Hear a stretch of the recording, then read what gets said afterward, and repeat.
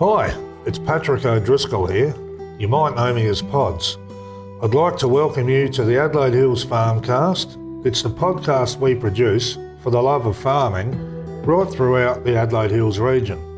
And now, I'll hand over to Adelaide Hills Farm Services' very own Belle Baker. Over to you, Belle.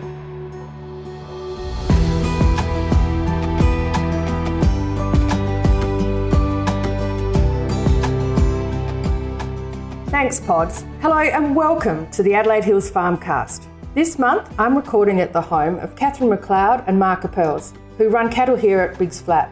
Hi, Cat. Hi, Belle. Thank you so much for having us here today. It is a glorious day in the Adelaide Hills. Aren't we lucky? It's a beautiful day. And we are munching away on some really, really yummy Green Valley strawberries.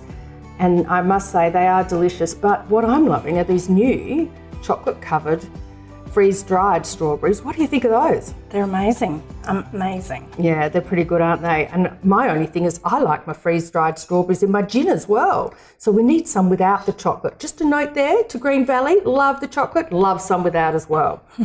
Now, we're going to have a snoop around your property a bit later on, Sure. Kat, but first up, we're going to have a look through our Adelaide Hills Farm Services Almanac, which is just a fancy word for a farm calendar, to see what sort of jobs small acreage farmers and property owners in the Adelaide Hills should be thinking about during March and the next 6 to 8 weeks.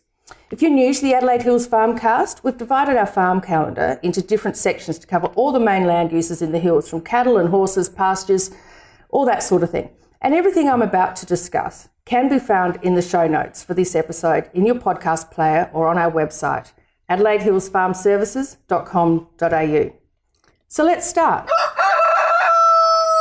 To be honest, I'm dubbing March Maintenance March. I think it is a great month to be getting things fixed and sorted around your property because the weather is fabulous and there are more sunshiny days than rainy days. So let's get into looking after those things around your farm that may need a little bit of love and attention. So just looking at your cattle yards and thinking about any of the safety or maintenance issues that you might have around there. Things like the loading ramps. Now that is a big one. We see lots of quite old loading ramps in the Adelaide Hills and they can get quite dangerous, particularly in winter and when you're loading cattle, and if the struts along the bottom of the ramp are broken or coming off, awful situation for cattle, and that's usually attached to the catwalk that's along the side of the loading ramp as well. It's very dangerous for people handling cattle. So it's a good time to go out and have a look, nail in any nails that are protruding and replace any wooden slats that might need replacing. You might find it's easier to just replace the whole area of the ramp with galvanised grill. That's a really good thing to do and a good time of year to be doing it as well. With the protruding nails, we often see, particularly in older wooden yards, lots of nails coming out of the posts, rotting posts and sort of things on the inside of the yards. We really recommend you just go around once, twice a year. March is ideal. Go around, nail them all back in, just to make sure that, because what you don't want is something called dark cutters. And a dark cutter is when the red meat turns darker and you actually get docked through the markets, and they can't sell in supermarkets because people who buy their meat like it nice and bright and pink. So that's something we really need to be aware of, not only for the safety of your cattle, but also the people handling the stock as well. And so it's not only rusting nails or protruding nails, but also bits of metal or steel fences or gates in your cattle yards. Then sometimes those things need filing back or welding. Welding's the word I'm looking for. Welding up, you might need some rails replaced, etc. It's a really good time to do it. Gate latches. Don't talk to me about gate latches. What I don't want to see is anything tied up with rope. Oops. Yes, Catherine, I'm looking at you. We're working on it though, aren't we? We are. So gate latches, particularly in cattle yards, you really want them to shut when you want them to shut, because it is, again, a safety issue when you're working with stock.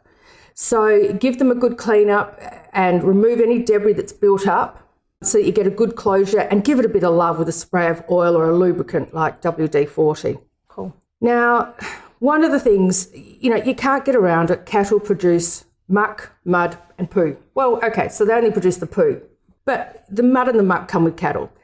It's a safety issue. You really need to be cleaning that out before winter, because last thing you want to be doing is sliding around in the yards when you're trying to work with your cattle. But it also, we find that a lot of that mud and muck and poo piles up in areas of the yards that you don't use very often because then it's not in the main track that you use. And of course, when it rains, it prevents drainage of your yards. So look, it is a really good idea to clear around the outside of your yards, whippersnip the areas that you can get into, spray down the weeds, and really dig out that mud and muck. Would you put it on your garden? I'm worried about the seed burden in the muck. Probably not. Yeah, but do put it somewhere fairly way away from your yards. Haven't I got a lot to do? Well, that's all right. Look, and March, you've got time. I've got a little bit of inside knowledge here that there is something happening on for Catherine and Mark here that may alleviate some of those problems, but we'll talk about that a bit later on. Mm-hmm. The last thing I really want to talk about with cattle is looking at truck access. So before it gets really wet and rainy and you have struggled to get access, it's a really good idea to look at how trucks pull into your cattle yards and the loading ramp. Now, the local bylaws or council laws, all that legal small print stuff says that when a truck pulls into your yards, it has to be fully off the road. And that's a fairly normal safety thing if you think about it anyway. So, but that area really would probably, if there's big potholes or trucks are likely to get bogged in the middle of winter, it's a really good idea to get some earthworks in. We've recently used some big river stones on an area, and I'm probably got some photos in the show notes about that, but just a nice big rocks that actually the water can flow through is a good idea. But there's also some people would say do use smaller limestone rocks that can actually be compressed quite well. Potty's made a really big note here for me, check overhead power lines. Mm-hmm. That is, particularly in areas of the Adelaide Hills, we see quite low-lying, slack, if you like, power lines. That is the last thing you want to be doing is backing trucks into and around power lines. The next thing I wanted to talk about was sheep. Now, there's a variety of sheep here in the Adelaide Hills, and look, mostly they are, we see odd numbers of Dorpers and bits and pieces, but people do have other crossbreds and merinos, etc. around here anyway. We recommend you do a pre-lambing vaccination if you've got April and May drop lambs about to happen. So there are a couple of varieties, but mainly the Glandvax 6 provides sheep and goats with protection against cheesy gland and the 5 main cholesterol diseases: black disease, black leg, malignant, edema, pulpy kidney and tetanus. Please forgive my pronunciation.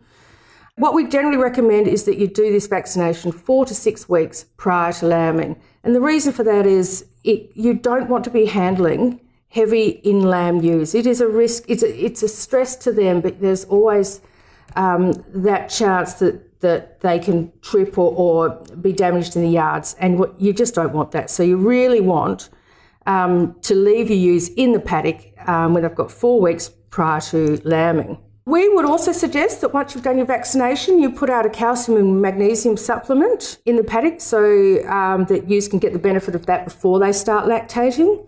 And, to make life easier, and we're all about the ease of farming in the Adelaide Hills, we would do the vaccination and then put these minerals out when you return the ewes to the paddock. It's just good timing. It's less things to do.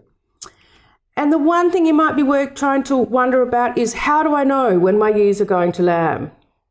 What's the gestation period? Well, there is a wonderful little app on a website that we use, and we've only come across it recently, but it is ideal. So the web address is cousinsms.com.au, and on their front page there, you can put in when you put the rams in and when the ram came out, and it will give you the estimated date of when they'll start lambing. That is gold, because once your ewes start lambing, you really need to be checking them once or twice a day. Mm-hmm. Now, in regards to specifically into shedding sheep, Dorpers, Wilterpoles, Australian white sheep, now they're the most common that we see in the Adelaide Hills. Although they are self-shedding, they don't always shed entirely. So what we recommend is really they need to be completely cleaned off at least once a year, because they are at risk of fly strike or body strike. Now, generally people say that fly strike really only happens in other breeds like merino, but they do happen in self-shedding sheep because of the type. It's to do with the follicle width, and they've got a hair, it's just wider. it is a fallacy to say that because they self-shed that you don't need to worry about fly strike. That is, we see it way too much in the Adelaide Hills. Our employee, Sam Kelly, he's working as a casual for us. He's also studying ag science at Adelaide Uni. Yep. He's written a wonderful blog post for us, a bit technical, much more technical than I'd get, but wonderful information there on fly strike and why it's important to manage and maintain your sheep and keep an eye on that, because the one thing we hate doing is treating sheep for fly strike. I think it costs Australian agricultural industry $175 million a year in losses. And that's not to mention the health needs of the sheep. Horses. Let's talk about horses.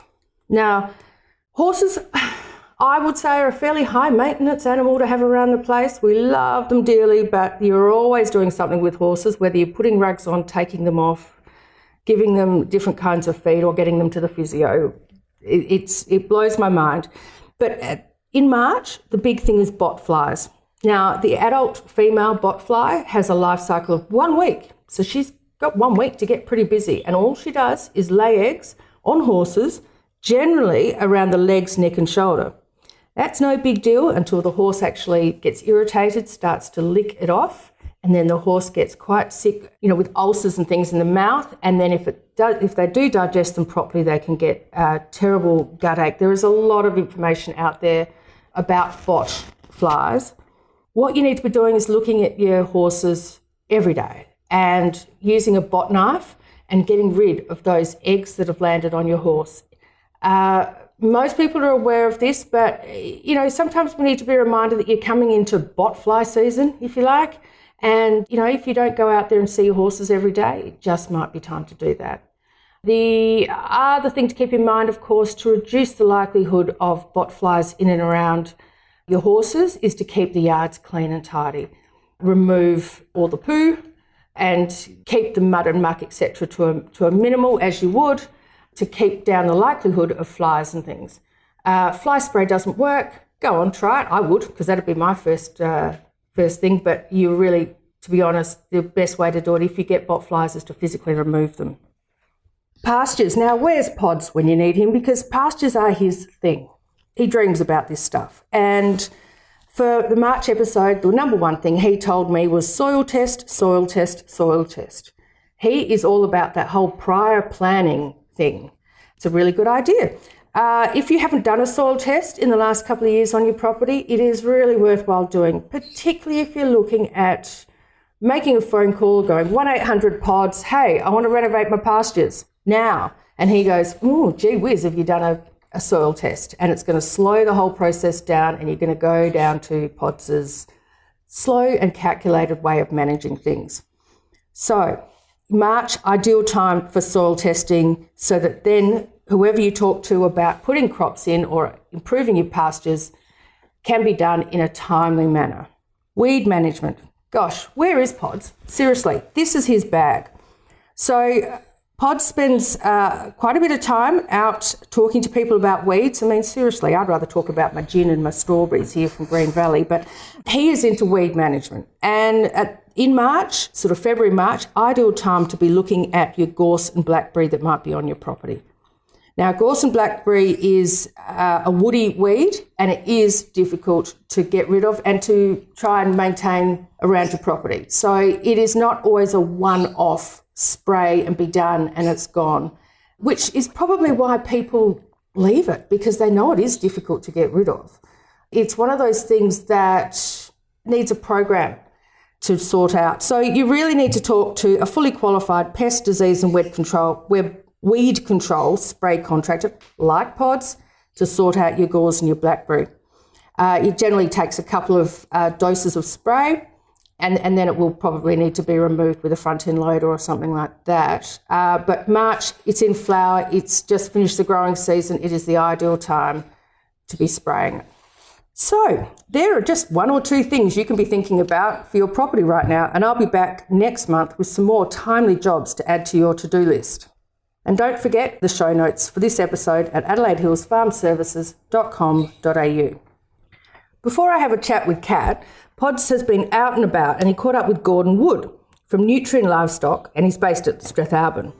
Pod's caught up with him at the Newland Park Angus Bull Sale and picked his brains for some tips about what to look for when you select a bull for your mating program in the Adelaide Hills.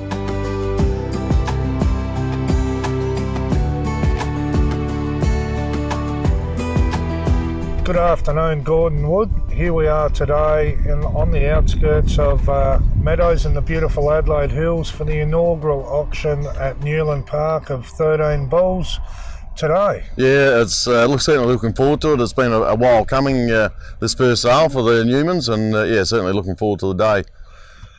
And Gordon, I could recite off the top of my head what your official position is, mate, but if you can elaborate what your position is and your job role with Nutrien. Yeah, sure. So I manage our livestock business in South Australia and also head up our stud stock team. So right across SA, auctioneering at most of our ram sales and bull sales as well. And a butcher by trade, how did you become a stud stock expert after taking on the butcher's trade? Yeah, that's a good question. That's after leaving school. I did 7 years butchering, so 4-year apprenticeship and 3 years after that.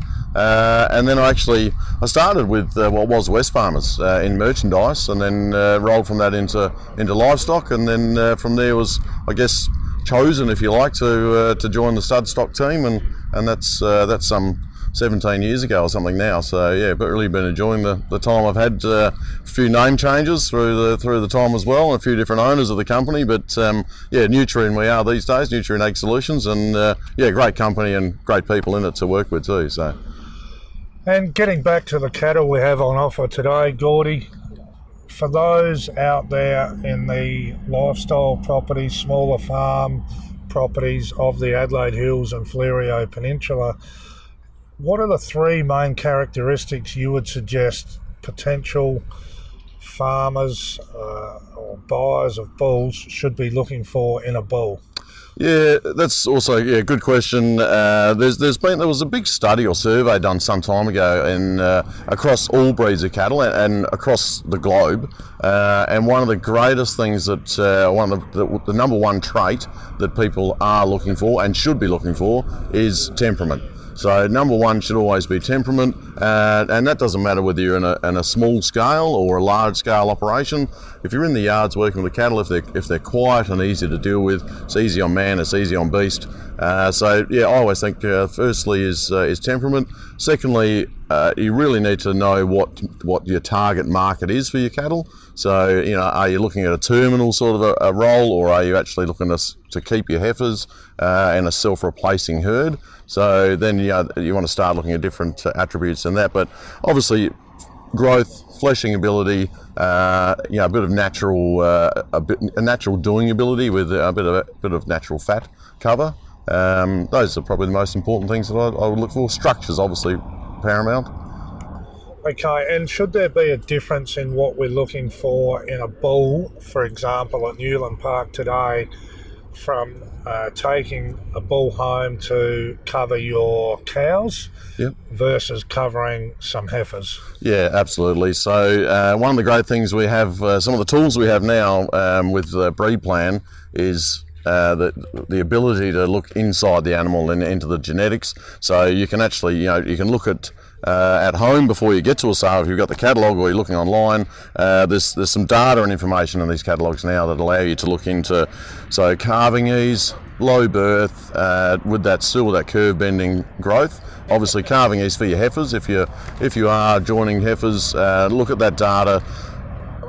Positive calving ease, low birth is ideal, but don't forget to also look at the animal. So you want them a wedge-shaped animal, nice smoothly laid in shoulder. So again, structure is paramount as well as using that data. So joining heifers, low birth weight, calving ease. If you're joining cows, mature cows, not so much of a push on that side. So you can get away with a bit higher birth weight over your cows than you would on your heifers. Clearly no one wants to be pulling calves. Absolutely not my type of Saturday, Sunday night in the cattle yards or out in the paddock. What about for people out there who may not necessarily have pure Angus cattle cows, I should say, out in their paddock. We're obviously looking at Angus bulls today. Yep. But if they had Charolais or Murray Grey or crossbreeds of cows at home, is it okay to be joining those cows to an Angus bull? Yeah, absolutely. I mean, and it can also be beneficial. In fact, that there's a thing within the industry that we call hybrid vigour. So cross-breeding. So if you've got a Euro cross or a straight a straight other breed, whether it be a Hereford or whatever it is, you can certainly cross into other breeds. And yeah, certainly Angus is one of those that does it well. Yeah. Okay, and in your humble opinion, the ideal time for joining, covering, mating, call it what you like, here in the Adelaide Hills Fleurieu Peninsula? Yeah, one thing about the Adelaide Hills is that we are fortunate in the sense that quite a bit of the hills still has green pick nearly year round. So it really depends on your program and what you want to do. You could be, if you're a spring carver, obviously you aim for that 9 months prior, but you can also be an autumn calving herd in the Adelaide Hills or Fleurieu. It depends a lot on where you want to target, how early you want to turn calves off. Either spring or autumn calving works in the hills more so than it does in other areas. Okay, that's good to know. And for those who are new to the industry, if they were to buy a bull, whether it be here in the future with the Newman family or wherever it may be, in your humble opinion, recommendations for infrastructure for housing a bull on an acreage, no matter how large nor small? Yeah, so there's a bit more required, obviously. I mean, they are a big, strong animal. They tend to like to show their strength on occasion too. So, you need a good yards, ideally a solid crush with a good head bale on it, because obviously at times you do have to treat these guys for various things, whether it's a grass seed in the eye or a seed in the jaw or something that you may have to get them in. So really you need decent yards. They don't have to be hundreds of thousands of dollars worth of yards, but you can have reasonable yards that are strong and easy to manoeuvre cattle around in without spending the world. And clearly, if you're going to be having a bull at home, you are going to need that other small paddock that you can house that animal in whilst he's not with the cows. You don't want him in there all year round, so you do need that other spare little paddock to hold them. And preferably to enable that, maybe a hot wire around that paddock to keep him at home. Yes, indeed, because they will sniff the air, and when they do smell the girls, they're pretty keen to go and catch up with them. One of the sayings that one of a work associate said years ago is that sex is one of the greatest motivators around, and these guys, when they smell the girls, they really do want to go and find them. So absolutely spot on, a hot wire around that. And these days, there's plenty of options around that, whether it be a solar or a mains powered thing or battery. There's plenty of options there too. Okay, well, thank you very much for your time, Gordy. Great to catch up, Pods. Yeah, great to catch up with you. All the best to the Newman family with their inaugural Newland Park on-property auction, and all the best to you with your auctioneering in a short period of time. Thanks very much, Pods. Great to catch up. Man. Thanks again.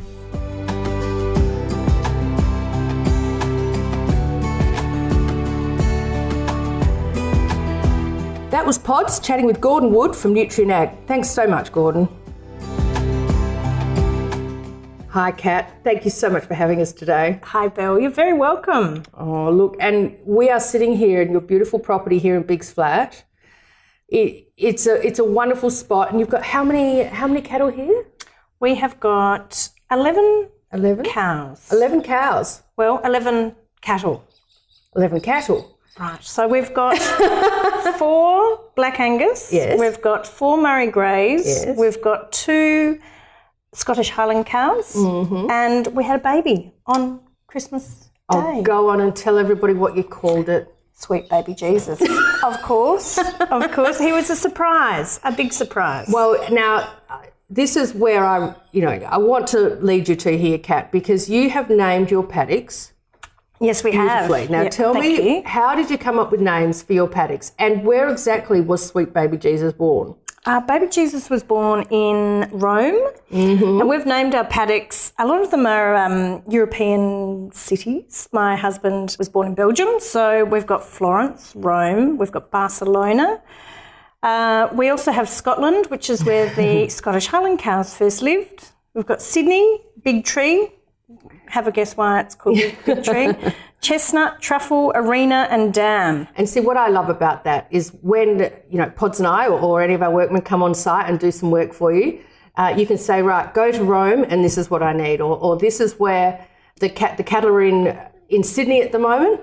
Yep. And we need to fix the trough in Scotland. Yep. It's just a wonderful way of guiding people who come onto your property around your property. But for me, I would have named your new little surprise calf after a street in Rome. Oh, that's a good idea. Well, I think we were just too surprised that we came home on Christmas evening, Christmas night, and there he was. In fact, Mark, my husband, thought it was one of Pod's workman's jackets because you'd just done some fencing for us. Mark went over to thought it was a black jacket and went over and thought, oh my God, it's a little calf. So we were really surprised. And tell me, there's something happening in Florence at the moment, and I alluded to it a bit earlier in the Farmcast because, this is Maintenance March. It is Maintenance March and we have to get on with our new yard. So that's something you've been helping us out with, is the design of our new yards, working out how big they need to be for the amount of cattle we have. There is a ramp there, but from what you said before in terms of being safe, getting off the road, we have to relook at that because it's a bit too close to the road. So your help has been, it's just been marvellous. So we need to get on and get that in place, which will make our life a lot easier. Yeah. And look, we've had some help from Norton, helping us do that design, but also showing us, how we need to pull it back off the road. Yep. But the other thing about that too is that, what did he say the wait time was for permanent yards? It was something like 500 weeks or something nuts. Yeah. So we've gone with quite a strong version. A lot of stud stock people use it for their shows and their field days and things, and it's what's called a portable yard, but they're actually semi-permanent. They are very, very strong yards, and that's what we're going to go with for you, so that we can get something in because, your cattle do need some attention and bits and pieces done, and we need to... Well, our little baby calf needs some attention very soon. He does. He needs to be turned into a steer very soon, doesn't he? He does indeed. Pods is funny about safety in yards. He said, you know what, let's get those yards done before we go in there and tackle that calf. But tell me, Catherine, you and Mark have been here for a few years now, but it hasn't always been smooth sailing. I mean, did you just sort of go from your living in town and go, right, we're going to buy a farm and just landed here and everything's smooth sailing, has it? Oh, well, I'd like to say it was smooth sailing. It's a beautiful lifestyle, but buying a farm, I guess we had an idyllic view of how perfect it would be and how easy it would be. There's a lot to think of, and I think... Had I done a bit more research, I just would have spoken to a lot more people, had more idea of the fencing that needs to be done, what you need to be able to do everything well so that your animals, if you've got animals, are well looked after. If you want crops, so you're putting the right thing. So, yes, smooth sailing, it's just a lot of work and needing a little bit of guidance. Had we met you guys a bit earlier, it would have been quite helpful. But no, we're on the right track now. Fantastic. Now, Catherine, before we finish up, do you have any burning question you would like to ask me and test my brain matter?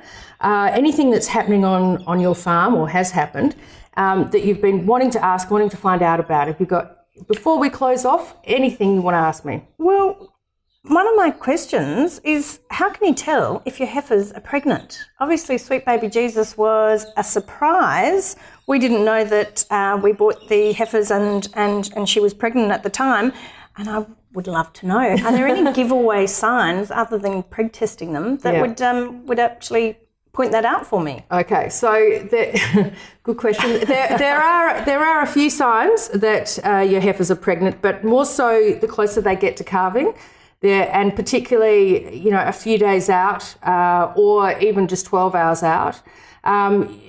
Leading up to calving, you're going to notice that the teats on the heifers that's what's called springing. So you'll notice their udders will drop and you'll start to see some milk in there. Okay. And of course they do tend to get quite fat. Yes. That's another sign, but of course it's not conclusive because here in the Adelaide Hills we've got beautiful green grass. They're always quite fat. Yes, yes, they are. But to be honest, just before they really start to calf, the heifers will go out off on their own. They'll remove themselves from the group. That you'll also see them tending to scratch with their feet at their teats and they get quite uncomfortable. So they will often sit down and stand up quite a bit. Okay. And just before they really are about to calve, you'll see everything relaxes, just like for humans. You'll generally see their vulvas come out and relax a lot, and you'll see some discharge as well. Okay. You're really getting some action when the heifers are sitting down, and you sort of see, if you see a leg, because you will see they come out front legs and nose first, in an ideal world, of course. And that's where the good stuff happens. So is that helpful? That's great. Yes, it does indeed. I will be going and having a good look at their udders. Yeah. And vulvas. Wonderful. Thank you so much for having us. It's been wonderful, and we look forward to doing this again sometime. Yes, let's do it in the afternoon with a gin and a freeze-dried strawberry. Yep, beautiful. Thanks so Belle. much. Bye-bye. Thanks for listening to the Adelaide Hills Farmcast. Belle and I hope you found it helpful. You can leave comments and send questions on the show notes page for this episode, which is on our website, adelaidehillsfarmservices.com.au. Just click on Farmcast and look for the March episode.